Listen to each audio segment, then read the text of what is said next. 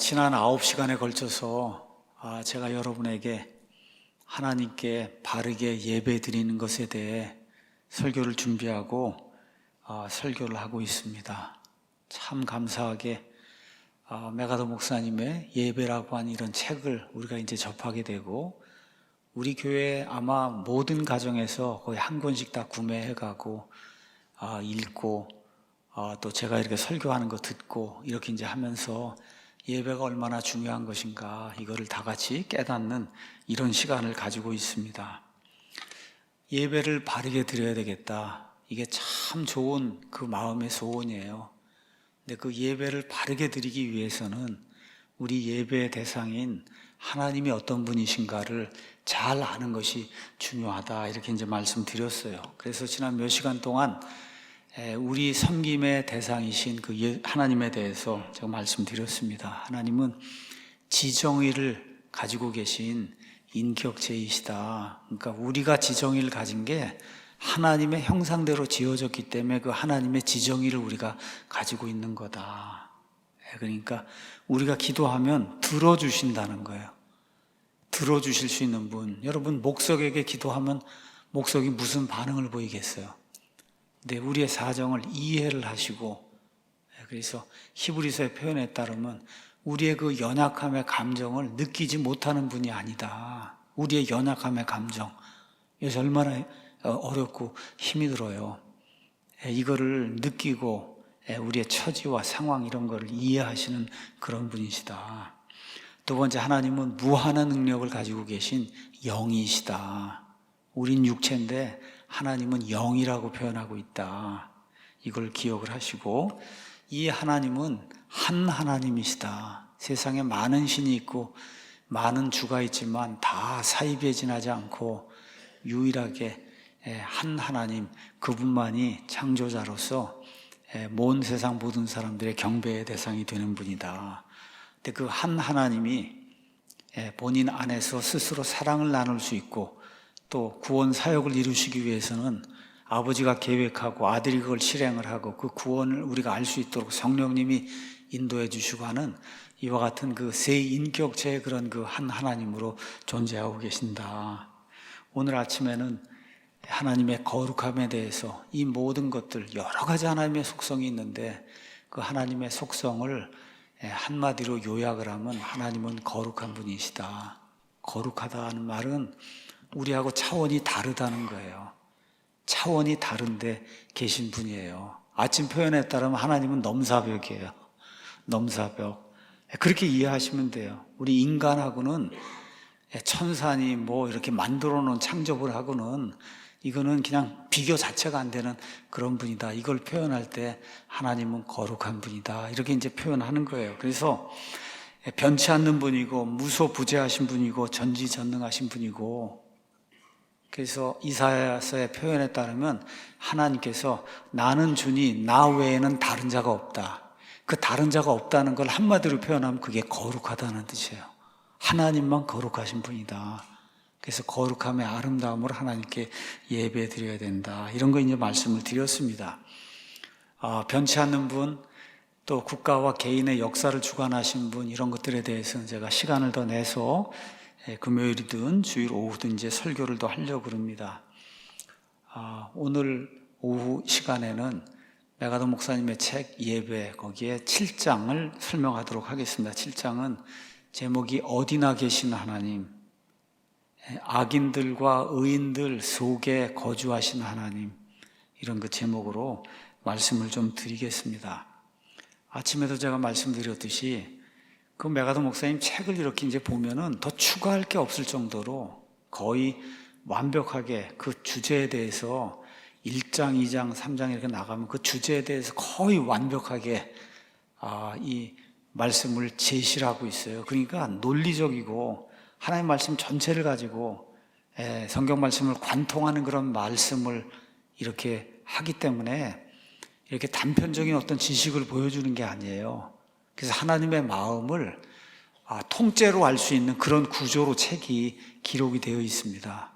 그래서 저도 준비하면서 큰 은혜를 받고 또 이런 책을 중심으로 설교를 한다는 것 자체가 제게도 큰 기쁨이고 영광이 된다. 이걸 다시 한번 좀 말씀을 드리겠습니다. 그래서 제가 이해한 것과 더불어 어디나 계신 하나님, 우리가 이거를 편재하신 하나님이다, 또 무소부재하시다, 이렇게 이제 이야기하는데 이게 무슨 뜻인가?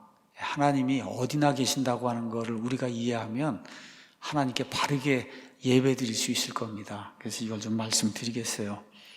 오전에도 말씀드렸듯이 우리 자매님들이 목요일에 모여서 11시부터 자매 모임을 하는데, 요 근래에는 자매 모임 교재로 메가드 목사님의 예배 책을 사용해서 한 장씩 읽고, 그리고 읽은 것 가운데 정말 참 중요하구나 하는 것들을 서로 나누고, 본인 삶에서 필요한 거, 예배 드릴 때 부족했던 거, 이런 것들을 나누고, 그럼 다 이걸 또 모아가지고 한 자매님이 교회 홈페이지에 일주일에 한 번씩 올립니다.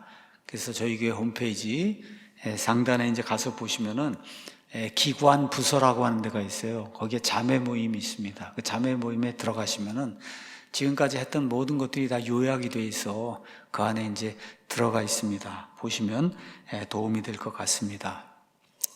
자, 다윗이 이제 죽기 전에 솔로몬에게 충고를 줍니다. 조언을 줘요. 그 조언의 내용은 하나님을 알아야 된다. 역대기상 28장 9절. 역대기상은 다윗의 그 행적을 기록하고 있는 그런 책인데, 죽기 전에 무엇라고 이야기하느냐? 내 아들 솔로몬아, 너는 내 아버지 하나님을 알고 완전한 마음과 자원하는 생각으로 그분을 섬길지어다. 이렇게 다윗이 이야기합니다. 내 아버지 하나님을 꼭 알아야 된다. 근데 솔로몬이 사실은 그 삶의 많은 부분에서 하나님을 대적하고 우상들을 섬기는 그런 악행을 저질렀습니다. 다윗이 그거를 미리 염두에 두고 이런 말을 줬는지는 모르지만 어찌됐든 솔로몬이 지혜의 대왕인데 그 지혜롭다고 여기는 그 솔로몬에게 내 아버지 하나님을 알고 자원하는 생각으로 즐거운 마음으로 그분을 섬겨야 된다. 이런 그 조언의 말씀을 주고 있어요. 우리 부모들이 자식들에게 줄 수 있는 가장 좋은 그런 그 조언의 말이 아닌가 이런 생각이 듭니다. 그 다음에는 뭐라고 이야기하냐? 주께서는 모든 마음을 살피시며 생각으로 상상하는 모든 것을 아시나니 내가 만일 그분을 찾으면 만날 것이나 내가 만일 그분을 버리면 그분께서 너를 영원히 버리시리라. 이런 그 경고의 말씀도 이제 같이 주고 있습니다. 우리 현 시대 지금 대한민국의 가장 큰 문제가 뭐냐? 부모들이 자식들에게 옳고 그른 거를 가르치지 않은 것, 이것 때문에 지금 나라가 멸망할 수밖에 없는 그런 상태에 지금 빠져 있습니다. 이게 뭐 믿는 사람이나 믿지 않는 사람이나 다 거의 동일해요. 그저 먹고 사는 거, 좋은 대학 보내는 거, 뭐 이런 거에만 신경을 썼지, 인간이 옳고 그른 거를 구분해야 되는 거, 이거 아주 기본적인 거거든요. 이런 기본적인 거를 글쎄 모르겠어요. 애들을 무서워해서 안 가르치나, 그걸 가르치면은 애들이 뭐 반발을 하나, 잘 모르겠어요.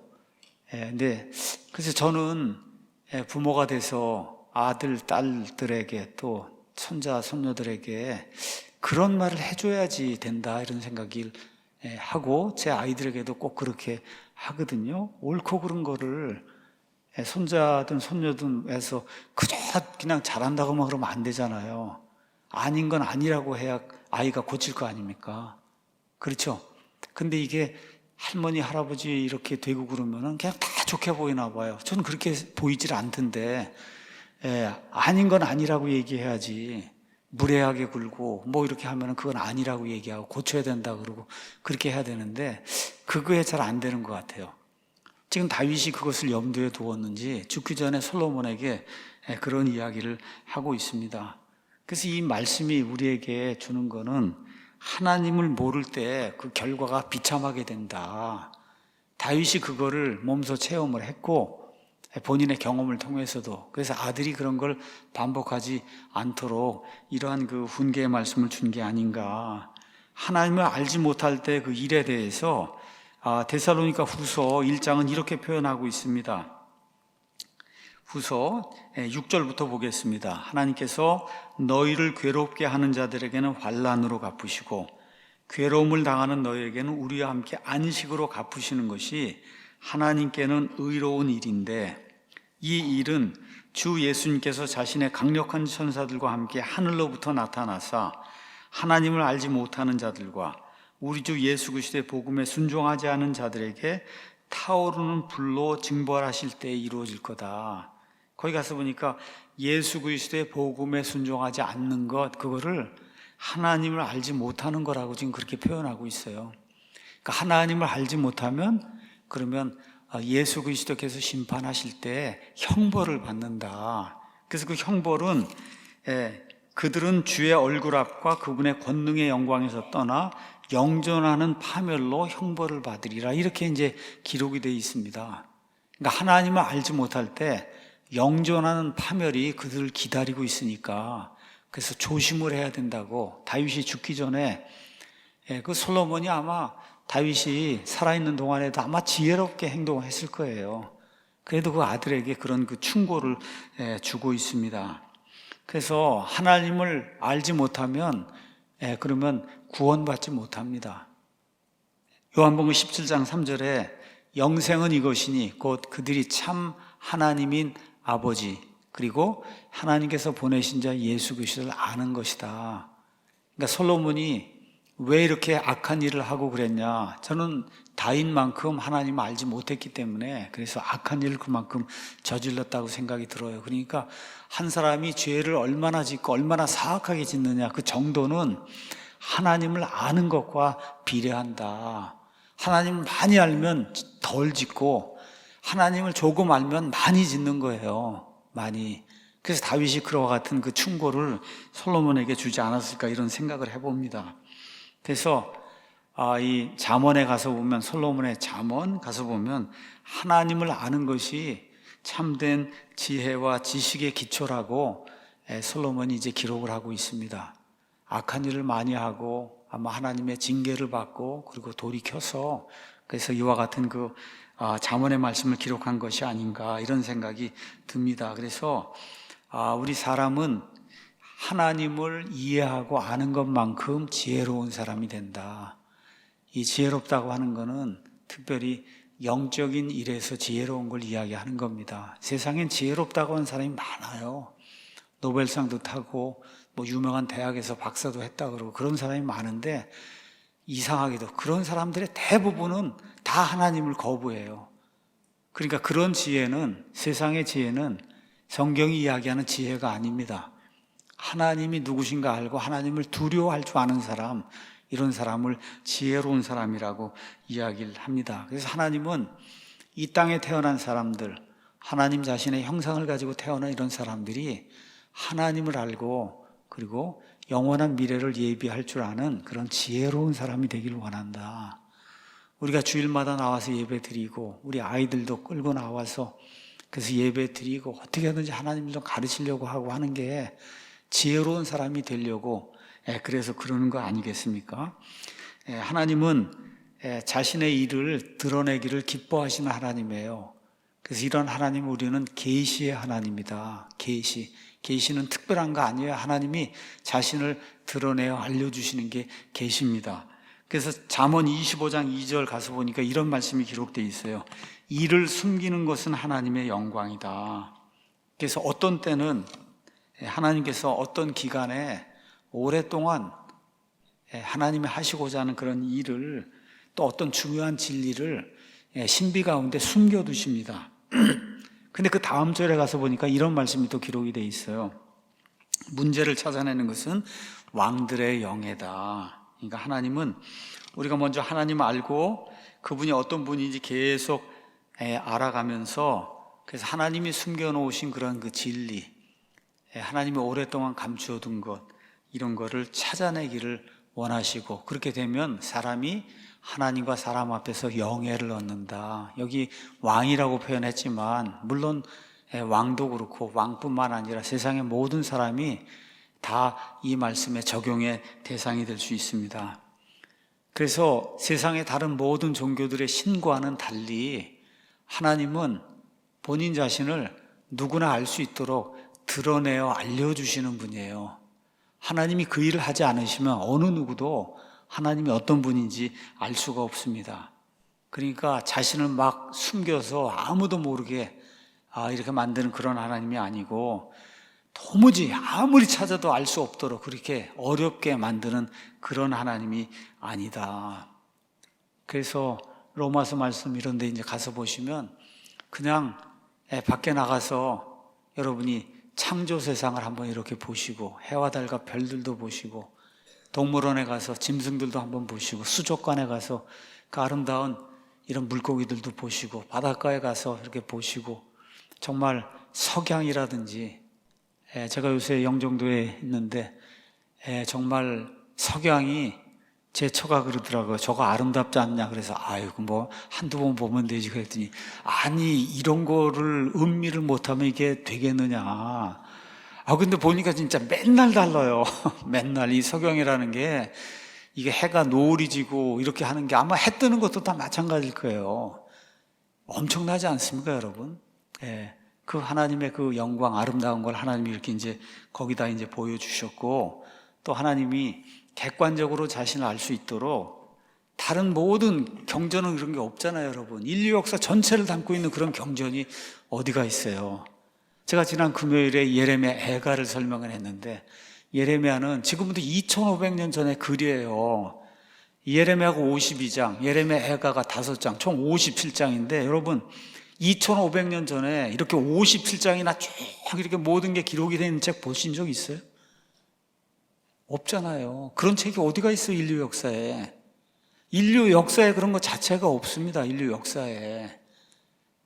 이스라엘 왕들의 연대기 이야기 뭐 이렇게 나오는 거, 그게 3000년 전 일에 3000년 전의 일을 담아놓은 그런 역사책이 어디가 있어요, 이렇게 자세하게. 그렇지 않습니까? 그러니까 하나님은 모든 걸 기록으로 우리에게 남겨주셨어요. 우리가 하나님을 찾을 수 있도록. 이거를 하나님의 자기 계시다, 우리가 이제 그렇게 이야기합니다. 자, 오늘은 어디나 계시는 하나님에 대해서 이야기를 해보려고 그래요. 우리 사람들은, 또 교회 다니는 사람들도 마찬가지로 언제나 하나님을 어떤 틀이나 고정된 장소에 가두어 놓으려고 시도를 합니다. 왜 그러냐? 사람의 머리가 유한하기 때문에 하나님의 그 무한한 속성을 다 이해할 수가 없으니까 자기가 이해할 수 있는 범위로 이렇게 하나님을 축소해 놓고, 그리고 그 안에서 하나님을 찾아보려고 이렇게 노력을 하는 겁니다. 다시 말해, 우리 생각에 맞도록 하나님을 이렇게 축소해 놓는 거예요. 이게 구약 사람들도 그랬고 신약 성도들도 마찬가지고, 우리나라 사람들 다 이 예배당을 성전이라고 너무 좋아하잖아요. 여기 하나님 있는 줄 알고. 이게 성전이라고 이거 부르는 것 자체가 이미 이 안에 하나님이 계신다 생각을 하고 하나님을 요 안으로 가두어 놓는 거거든요. 이런 일을 신구약 시대 거의 모든 사람들이 해왔습니다. 구약 시대 유대인들은 하나님이 어디에 거하냐? 처음에는 성막에 거한다고 생각했고, 그 다음에 솔로몬 시대 이후에 성전이 지어진 이후로는 하나님은 성전 안에 거한다, 이렇게 늘 생각을 해온 거예요. 자, 그리고는 성전 안에도 특별히 이렇게 지성소 안에 언약궤가 있고 여기 두 그룹이 있고 그러는데 거기 날개들 사이에 하나님이 거하신다, 이렇게 이제 생각을 했던 거예요. 자, 이 언약궤라고 하는 거, 하나님이 물론 내가 이 그룹들, 날개들 이 한중간 여기에 있는다고 말씀했지만, 이거는 하나님이 계신다는 상징물을 지금 이야기하는 거지, 하나님이, 진짜 하나님이 딱 거기 두 그룹 사이고 날개 사이에 하나님이 딱 온전하게 전체 그 하나님이 거기 있는다, 그런 이야기를 한 게 아니거든요. 근데 구약시대 많은 이스라엘 사람들이 착각을 하고, 하나님은 성막 안에 아니면 성전 안에, 그 안에도 언약궤 그 위에 있는 그룹들 사이에만 딱 하나님이 거하신다, 이런 생각을 했던 거예요. 또 이 세상 많은 사람들은 하나님이 저 하늘나라에 어디 궁전이 있는데 거기 궁전에 어디 계시지 않겠냐. 근데 성경은 뭐라고 이야기하느냐? 하나님은 어떤 한 장소에 국한되는 그런 분이 아니다. 성경은 하나님은 모든 곳에 계시는 그런 분이라고 이야기합니다. 모든 곳에 계신다, 편재한다, 무소부재하다, 그렇게 이제 이야기해요. 제가 여러분에게 말씀드린 하나님의 속성으로 표현하면 하나님이 영이시기 때문에, 우린 육체이기 때문에 불가능합니다, 그 일이. 근데 하나님은 활동 범위가 무한하다 그랬잖아요. 활동할 때 그 권능이 무한하다 그랬잖아요. 하나님은 영이시기 때문에 그 일이 가능한 거예요. 예레미야 23장 23절에 하나님께서 주가 말하노라, 나는 가까운 데 있는 하나님이며 먼 데 있는 하나님은 아니냐. 어디에 있든지 사람이 자기를 중심으로 해서 가까이 있든지 멀리 있든지 하나님은 온 세상 모든 곳에 우주 공간 전체를 채우시는 그런 분이 하나님이시다. 근데 신구약 시대 전체를 통틀어서 뭐 그리스 로마 시대 다 마찬가지고, 구약 시대 이런 바알 신을 섬기고 하여튼 이런 이집트의 그 수많은 신들, 지금도 인도 뭐 할 거 없이 이렇게 신들을 다 만들면 우상으로 이렇게 만들잖아요. 뭔가를 목석을 가지고 이걸 조각을 해갖고 이렇게 신을 만들잖아요. 그래서 꼭 한 장소에 둡니다. 그리고 거기 가서 머리를 조아리거든요. 그러니까 한 장소에 머물러 있는 우상으로 자꾸 생각하는 그런 경향이 있어요. 근데 성경의 하나님은 어느 한 건물에 제한적으로 갇혀 있는 그런 분이 아닙니다. 그렇죠? 그래서 우리는 예배를 드리기 위해서 잘 들으셔야 돼요. 특정한 장소로만 가야 된다, 이런 개념을 깨야 됩니다. 우리가 지금 이렇게 예배 드려요. 공예배를 드리기 위해서. 이건 일주일 공예배를 드리는 거고, 예배 설명하면서 우리의 전 삶이 예배라 그랬잖아요. 우리의 전 삶이 예배니까 어디를 가든지 어디서나 예배를 드릴 수 있는 거예요. 하나님이 어디나 계시기 때문에. 그러니까 자꾸 예배당으로 한정하고 일주일 내내 그냥 교회 와서 살려고 그러고, 이게 잘못된 개념이에요. 잘못된 그런 개념이다. 그래서 메가더 목사님이 이거를 뭐라고 얘기하냐, 이거는 순전히 이교도적인 관점이라고 그랬어요. 이교도들은 우상 하나 만들어 놓고는 거기에 가서만 예배를 드릴 수 있다고 생각을 했거든요. 그런 거를 기독교 하나님에게 적용을 하면 안 된다. 성경 가서 보면 시리아 사람들은 이스라엘 하나님은 산속에 살고 있는 그런 하나님이고, 자기 신들은 골짜기 평야에 살고 있는 그런 신들이다, 이렇게 이제 생각을 했고, 또 어떤 이교도들은 자기들이 섬기는 그런 신이 숲에 거하니까 숲에다가 무언가 예배드리는 장소를 이렇게 만들고 거기 가서 예배를 드리면 신이 우리 소원을 들어줄 것이다, 이렇게 이제 생각을 많이 했습니다. 이러한 사례가 사무엘기 상 5장에 나옵니다. 블레셋 사람들이 이스라엘 사람과 싸워서 언약궤를 빼앗았어요. 그리고 그 사람들은 이 언약궤가 곧 하나님이다, 이런 생각을 하고 그 언약궤를 가져다가 자기들이 섬기는 물고기신, 그 물고기신의 이름이 다곤인데, 그 다곤이란 신의 신전 안에 넣어둔 거예요. 그래서 그 안에 넣어두면, 그럼 다곤신이 꼼짝 못하게 그 하나님을 묶어두면, 그러면 이제 본인들이 영적으로도 승리할 수 있을 것이다, 이렇게 해서 이제 생각을 한 겁니다. 그래서 하나님을 그 우상들 옆에다가 이렇게 묶어두면, 그러면은 하나님이 꼼짝하지 못할 거다, 이런 생각을 하고, 그리고 다곤신의 그 신전에다가 이 언약궤를 갖다 놓는 그런 일이 이제 있었습니다. 근데 그 다음날 아침에 일어나 보니까 다곤 그 신이 엎어져 갖고 얼굴이 땅에 떨어져 있는 거예요. 그래서 뭐 사고가 났겠지, 뭐 밤에 좀 흔들려서 무너졌겠지, 이렇게 생각하고 다시 그 다곤신을 세워놨습니다. 그런데 그 다음날 아침에 일어나 보니까 다곤이 다시 한번 또 넘어져 있는데, 이번에는 머리가 이렇게 부러지고 이 두 손 여기가 다 잘라지고, 그래서 몸뚱아리만 딱 남아있는 거예요. 그래서 이제 깨달은 거죠. 이거는 우상덩어리고, 그렇죠? 이 안에 언약궤로 지금 표현이 되고 있는 그 하나님, 그분이 진짜 살아있는 그런 하나님이구나, 이런 걸 느끼는 그런 내용이 그 안에 이제 기록이 되어 있습니다. 이 사람들 포함해서 많은 사람들이 그리스 로마 시대 뭐 할 거 없이 지금도 불교 뭐 마리아 뭐 이런 거 섬기는 이런 모든 사람들 가서 보면 하여튼 그 신이 어떤 장소하고 이렇게 연관이 있다, 이런 생각을 하고 그렇게 우상을 만들어 놓고 거기 가서 예배를 드리면 그 신이 예배를 들어줄 것이다, 기도를 들어줄 것이다, 이렇게 이제 생각을 하는데, 사도 바울이 사도행전 17장 24절에 아테네 사람들에게 우리가 섬기는 하나님은 손으로 만든 신전 안에 거하는 분이 아니다, 그렇게 아주 직격탄을 날리거든요. 곳곳에 신전을 이렇게 세워놨어요. 곳곳에.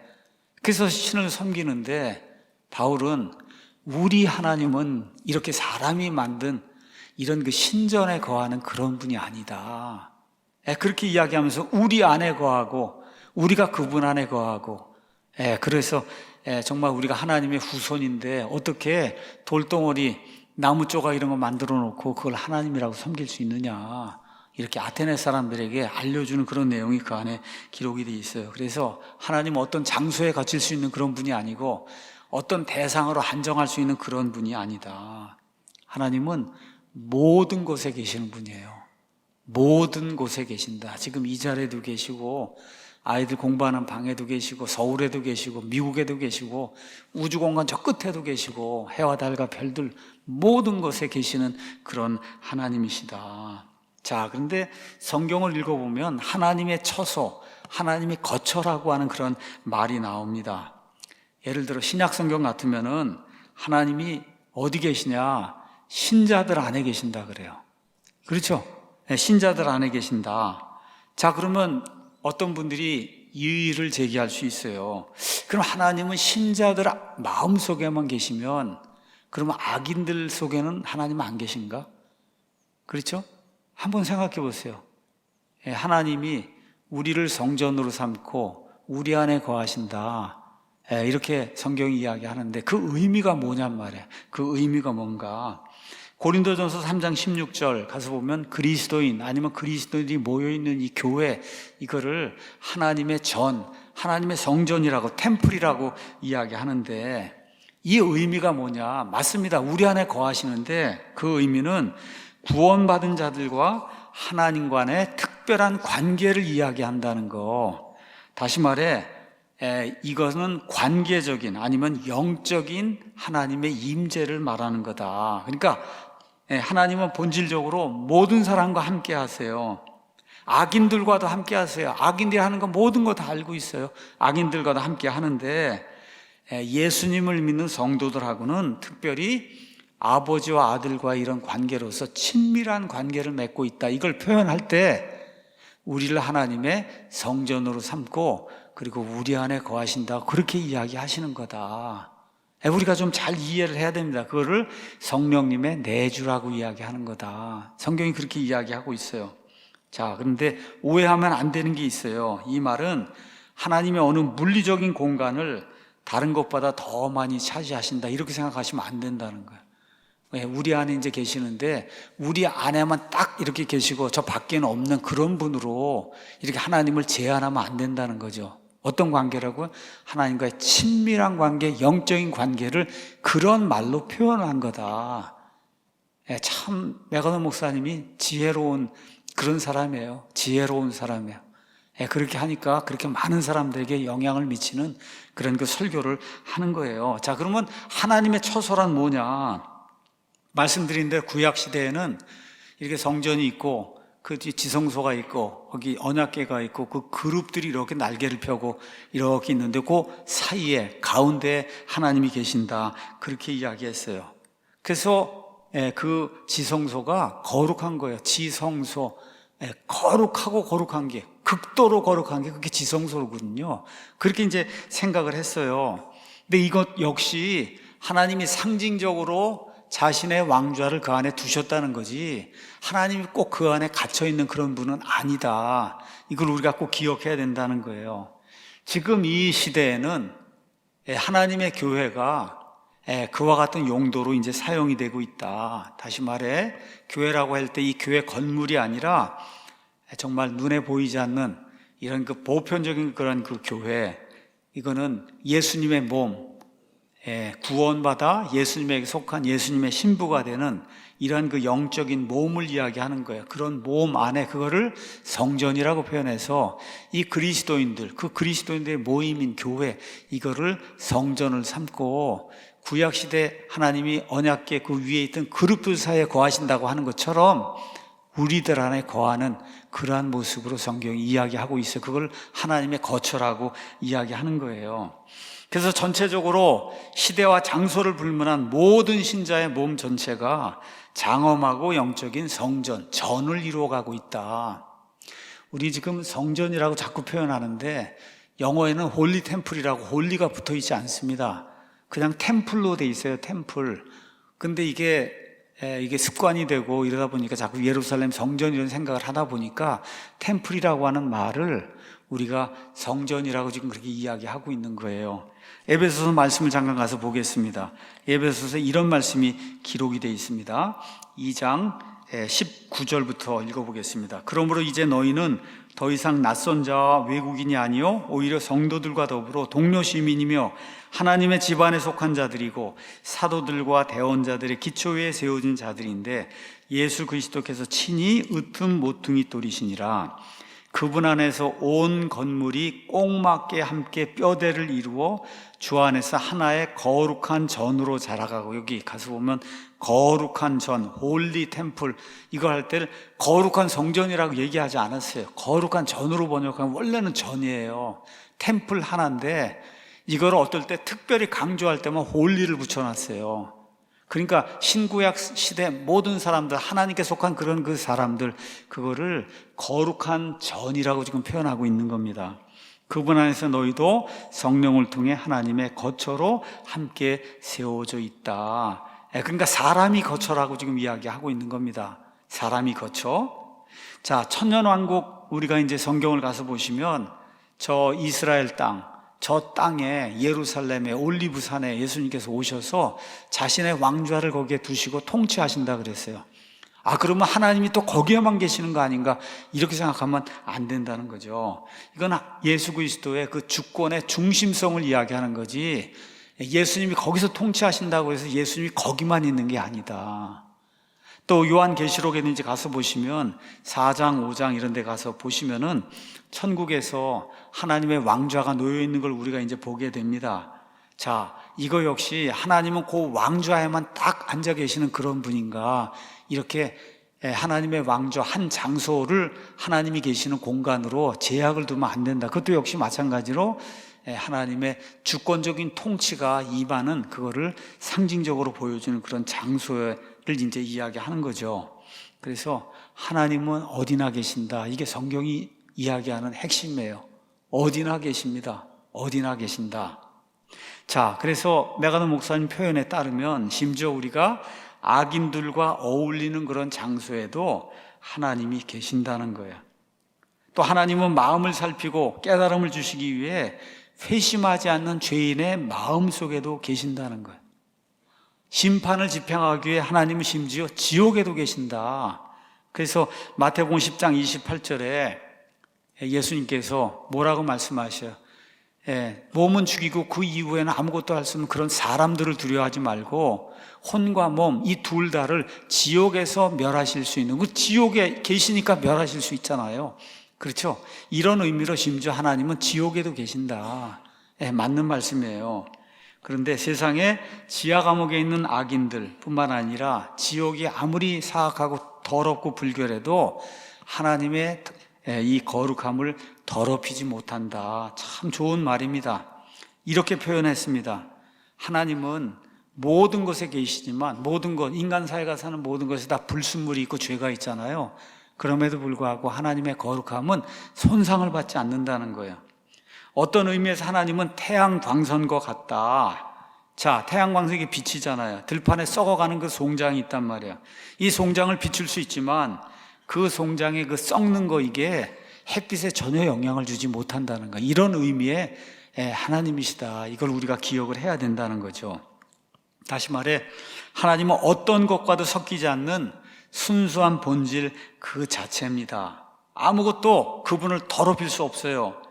그 예수님을 한번 보라는 거예요. 예수님이 이 땅에 오셔서 이 땅 안에서 모든 일들을 행하시고 죄를 보시고 죄인들과 함께 언으면서 동고동락했잖아요. 근데 성경이 뭐라 그래요? 예수님 안엔 죄가 없다 그러지 않습니까? 그래서 죄를 알지 못한 그분을 하나님께서 우리를 위해 죄가 되게 하셨다. 자, 그러니까 하나님이 모든 곳에 계시고 심지어 죄를 짓는 사람들 가운데 하나님 와 계셨지만 그럼에도 불구하고 하나님의 거룩함, 이게 전혀 손상이 되지 않는다는 거예요. 그래서 메가더가 고백을 합니다. 이거 믿기 어려운 그런 개념이다. 우리 그렇잖아요, 여러분. 깨끗한 걸 여기 더러운 데 갖다 놓으면 어떻게 깨끗한 게 그대로 유지가 될 수 있겠어요? 근데 그 예외가 바로 하나님이라는 거예요. 그 하나님은 온 세상 우주 공간, 심지어 지옥에까지도 다 가서 계시는 그런 분이시다.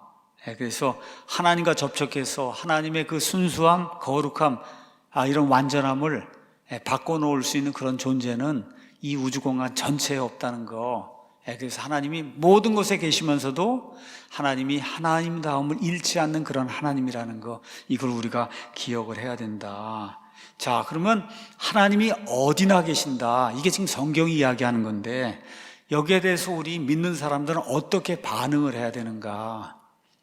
참 메가더 같이 훌륭한 목사이기 때문에 이러한 그 결론을 도출하고, 그래서 설교를 통해서 무려 한 40-50년 이런 설교를 통해서 지금 20세기, 21세기에 가장 큰 영향을 미치는 그런 목사가 이제 된 것 같아요. 하나님이 어디에 계신다, 이거에 대해서 우리 믿는 사람들은 어떤 생각을 가져야 되나? 첫 번째, 그 사실을 확신해야 된다는 거예요. 확신해야 된다. 어디나 계신다. 여기도 계시고, 잠잘 때도 계시고, 부엌에서 설거지할 때도 계시고, 사회에서 직장 생활할 때도 계시고, 그렇죠. 낮에도 계시고 밤에도 계시고, 미국에 갈 때도 계시고, 여기 한국에 우리가 있을 때도 계시고, 또 우리가 어떤 역경이나 감정을 경험하든 하나님이 거기 계시는 것을 우리가 확신하든 확신하지 아니하든 하나님이 우리와 함께 계신다. 이 대한민국의 지금 어려운 상황을 머릿속에 두면서 이 확신을 우리가 꼭 가져야 될 것 같아요. 우리가 하나님이 이 어려운 상황 속에서도 이 안에 계신다를 느끼든 느끼지 못하든 하나님이 이 안에 계신다는 거예요. 하나님이 이 안에 계신다. 그래서 히브리서 13장 5절에 우리가 느끼든 느끼지 못하든 하나님이 내가 결코 너를 떠나지 아니하고 너를 버리지 아니하리라 하는 그 확신, 그 확신을 우리가 가져야 된다는 거예요. 어디나 계시는 그 하나님이 내가 어디에 있든 우리나라가 어디에 있든 하나님이 함께 하신다는 그 확신을 우리가 가져야 된다. 그게 성도들이 가져야 될 이와 같은 그 첫 번째 반응이다. 빌립보서 4장 5절 6절 가서 이런 구절이 나오죠. 항상 주를 기뻐하라.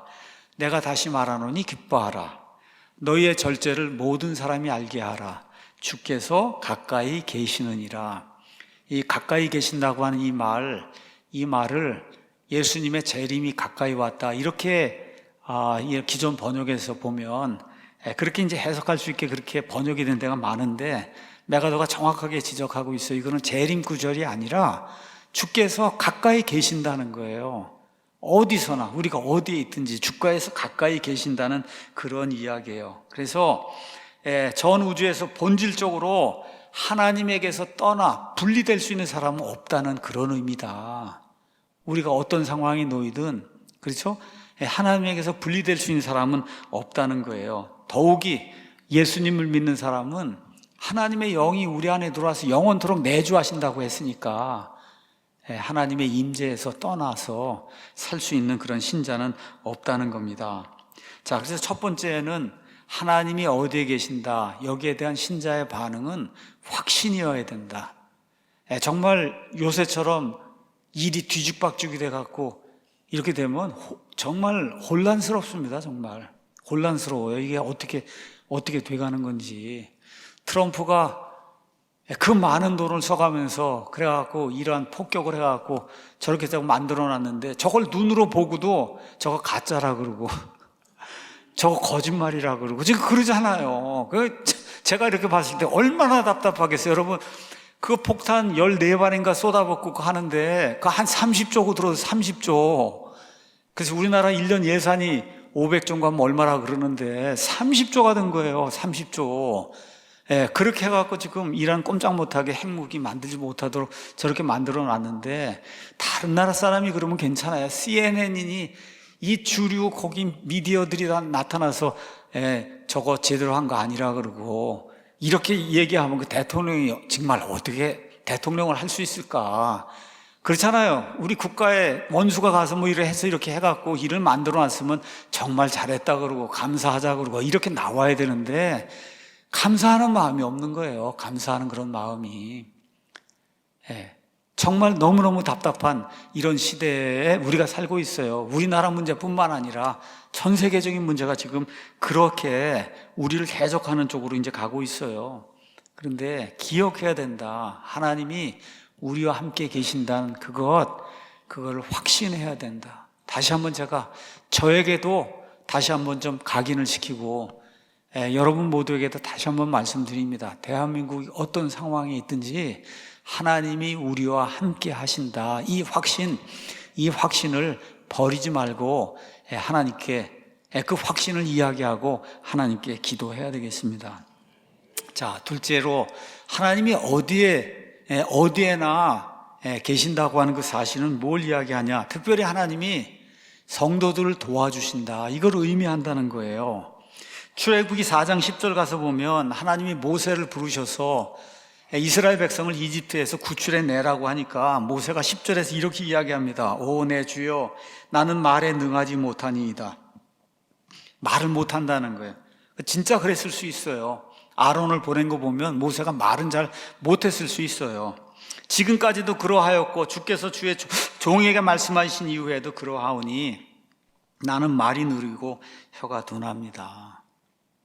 그때 하나님 뭐라고 말씀하신 12절에 내가 네 입과 함께하며 내가 말할 것을 내게 가르치리라. 이게 그러니까 하나님이 우리와 함께 하신다고 하는 거는 하나님이 우리를 도와주신다는 그런 의미로 우리가 그렇게 반응을 해야 된다는 거죠.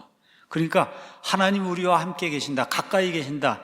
그 얘기는 가까이 있는데 이렇게 두 손 이렇게 하고 우리가 무슨 일을 당하든지 아무 일도 하지 않고 목석처럼 서 있는 그런 하나님이 아니다. 특별히 하나님의 일을 위해서 하나님이 우리를 부르실 때는 우리의 연약함과 우리의 부족함을 보시고 하나님이 도와주시는 그런 분이시다.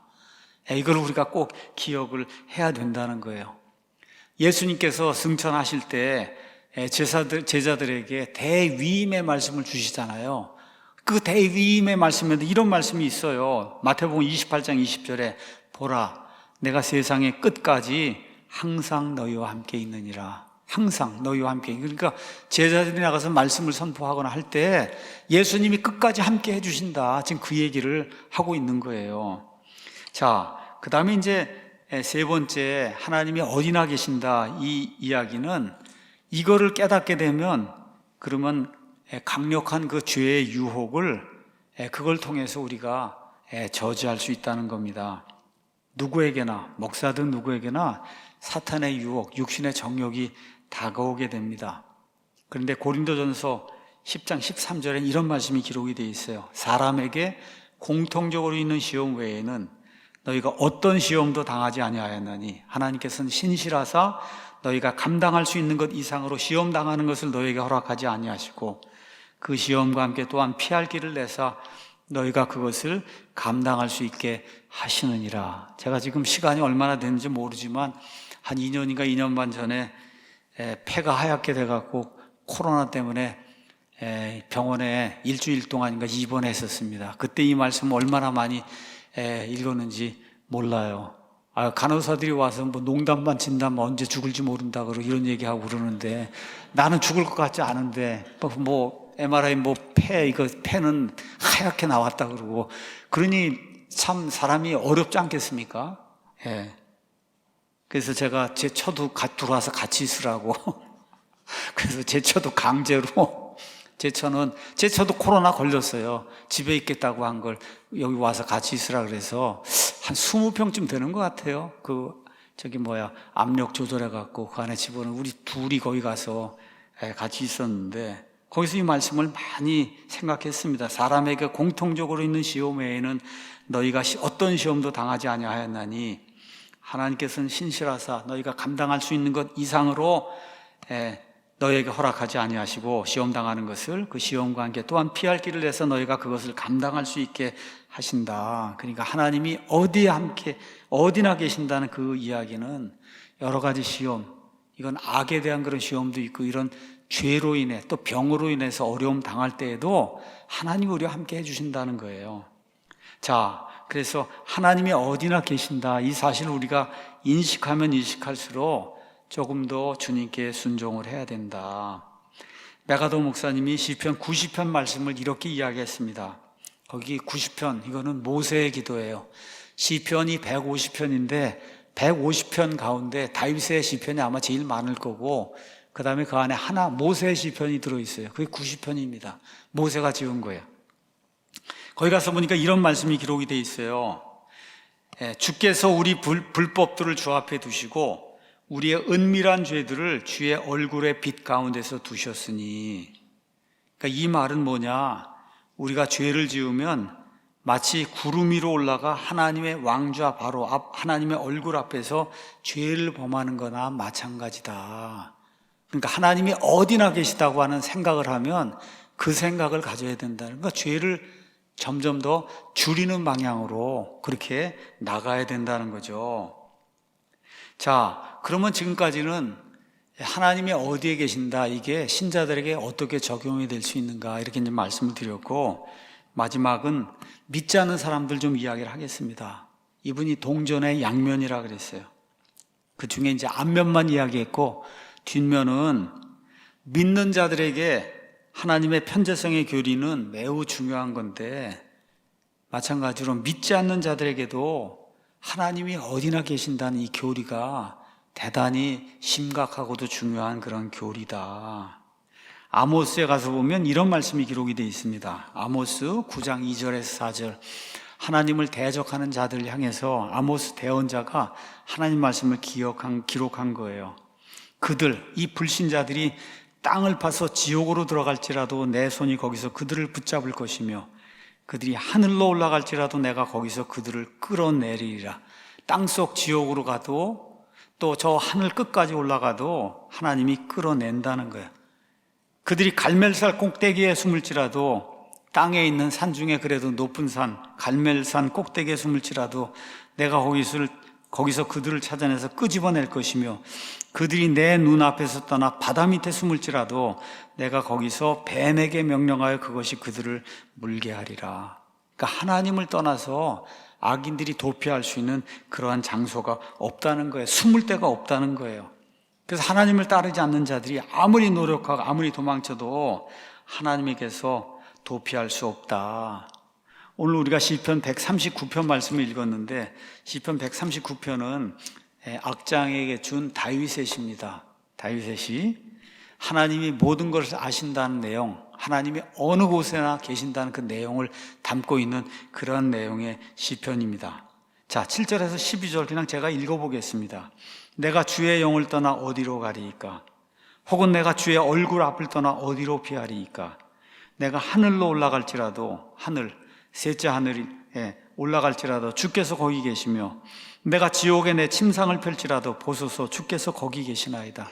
자, 사람이 이렇게 서 있는데 사람 맨 밑에 내려가면 지옥이고 맨 위로 올라가면 하늘인데 어디 가도 하나님이 다 찾아내신다는 거예요. 내가 아침에 날개들 주의 바다 맨 끝 지역들에 가서 거할지라도 거기서도 주의 손이 나를 인도하시며 주의 오른손이 나를 붙드시리이다. 내가 말하기를 반드시 어둠이 나를 덮으리라 할지라도 밤조차 나를 두르는 빛이 되리이다. 낮과 밤이 하나님께는 똑같다. 참으로 어둠이 주를 떠나 숨지 못하며 오히려 빛이 나처럼 빛을 내나니 주께는 어둠과 빛이 다 같으니이다. 이런 말씀이 그 안에 기록이 되어 있습니다. 그러니까 우리가 이제 어려서부터 뭐 조그만 거 도둑질도 하고 뭐 이러고 이제 삽니다. 사람이 누구나. 근데 이제 대부분의 도둑이 어떨 때 도둑질 하냐, 아무도 보는 사람이 없다고 생각할 때 도둑질을 하고, 간음하는 사람도 아무도 모를 거라고 생각할 때 간음을 하는 거예요. 거짓말쟁이도 대부분 그렇죠. 아무도 알아내지 못할 거다, 이렇게 생각을 하고 거짓말을 하는 겁니다. 하나님 뭐라고 말씀하시느냐? 그 사람들이 어느 곳에서 어떤 일을 하든지 하나님이 다 보신다는 거예요. 이걸 가장 잘 보여주는 게 여호수아기 7장에 나온 아간 이야기입니다. 여리고 성을 정복한 이후에 하나님께서 뭐라 그래요? 그 안에 있는 것들은 다 저주받은 물건들이니까 그걸 취하지 말라 그랬는데, 아간이 너무나 좋은 외투가 있고 이런 걸 보고는 이거 장막 속에 숨겨놓으면 하나님 이걸 어떻게 하시겠냐.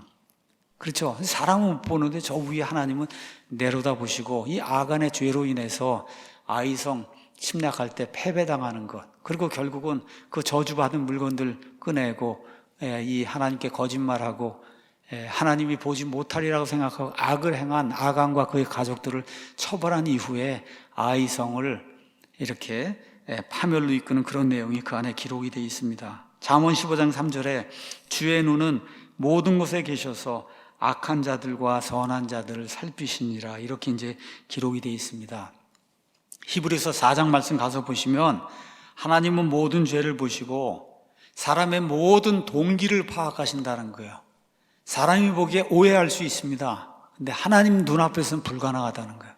하나님은 그 동기를 다 파악을 하시니까 우리 양심에 부끄럽지 않게 그렇게 하나님 보시기에 합당한 그런 삶을 살아야 됩니다. 결론의 말씀 드릴게요. 오늘 우리는 하나님은 어디에나 계시는, 편재에 계시는, 또 무소부재하신 분이다, 이걸 성경을 통해서 이제 배웠습니다. 그래서 어디에나 계시기 때문에 하나님은 우리의 일거수일투족을 내려다보고 계세요. 그래서 어떻게 해요? 두렵게 생각하고 살아야 된다는 거예요. 두렵게 생각하고 살아야 된다. 그래서 이렇게 두렵게 생각하고 사는 것을 표현하는 게 바로 영과 진리로 예배를 드리는 거예요.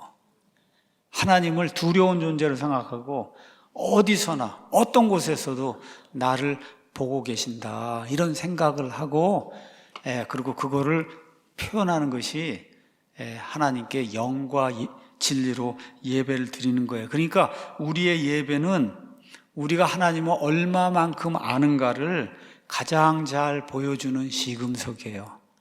그러니까 예배를 경홀히 여기고 예배 드리는 거를 그저 자기 방식대로 대충 이렇게 드리고 사람 눈에는 일을 많이 하는 것처럼 하고 이렇게 하는 거, 이거 하나님께는 통하지 않는다는 거. 사람에겐 통할 수 있어도.